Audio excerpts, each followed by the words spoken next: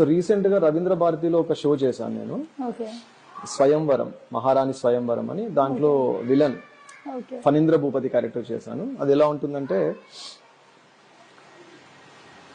నటు ఈ పిలుపునే నేను అల్లుడు గారు అనేలా మారుస్తాను చూడు.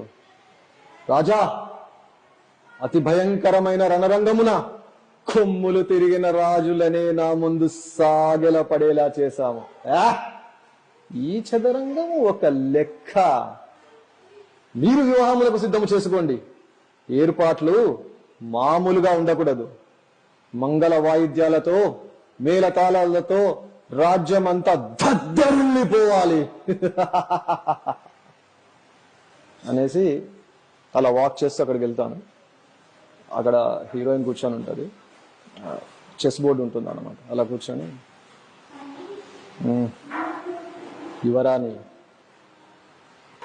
పరాక్రమాలను చేయించవలసిన రాకుమారులను ఇలా మీ ముందు చదరంగం ముందు కూర్చోబెట్టావే, ఇది నీ తెలివి అనుకునవలెనా లేక కాలయాపన అనుకునవలెనా?